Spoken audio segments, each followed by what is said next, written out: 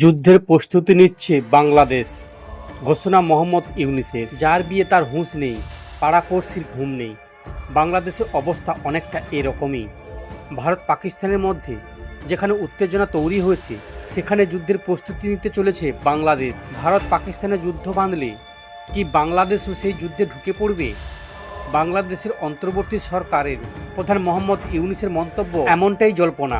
পহেলগাঁওয়ে জঙ্গি হামলার পরই ভারত পাকিস্তানের মধ্যে টানাপোড়েন শুরু হয়েছে। সীমান্তে এখন চরম উত্তেজনা। দুই পক্ষই সীমান্তে মোতায়েন করেছে বিশেষ সেনা। আকাশে চক্কর কাটছে যুদ্ধ বিমান। পরিস্থিতি এমনই যে কোনো মুহূর্তে যুদ্ধ শুরু হয়ে যেতে পারে। পাক মন্ত্রী তো বলেই ফেললেন 24 থেকে 36 ঘন্টার মধ্যে ভারত হামলা করতে পারে।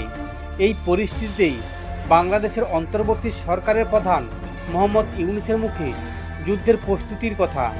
ইউনূস বললেন, যুদ্ধের প্রস্তুতি অনেক সময় যুদ্ধের দিকে নিয়ে যায়। যুদ্ধ প্রস্তুতি নিয়েই আমার ঘোরতর আপত্তি রয়েছে, কিন্তু বর্তমান বিশ্বে প্রতিনিধিত্ব যুদ্ধের হুমকি আমাদের ঘিরে থাকে, যেখানে প্রস্তুতি না নিয়ে থাকা অসম্ভব।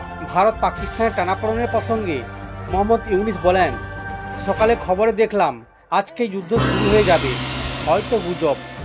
এরকম পরিস্থিতিতে বাস করছি। এই পরিস্থিতিতে প্রস্তুতি না নেওয়াটা আত্মঘাতী, আর প্রস্তুতি নিলে আধাআধি প্রস্তুতি করলে হবে না। এরপরে জল্পনা শুরু হয়েছে যে ভারত পাকিস্তানের মধ্যে যুদ্ধ শুরু হলে বাংলাদেশে কি নাক গলাবে। বাংলাদেশের সঙ্গে ভারতের সম্পর্ক থাকলেও গত বছর শেখ হাসিনা সরকারের পতন ও মোহাম্মদ ইউনূসের নেতৃত্বে অন্তর্বর্তী সরকারের গঠনের পর সেই সম্পর্কে অনেকটাই অবনতি হয়েছে। অন্যদিকে পাকিস্তানের সঙ্গে বন্ধুত্ব বেড়েছে অনেকটা বাংলাদেশের।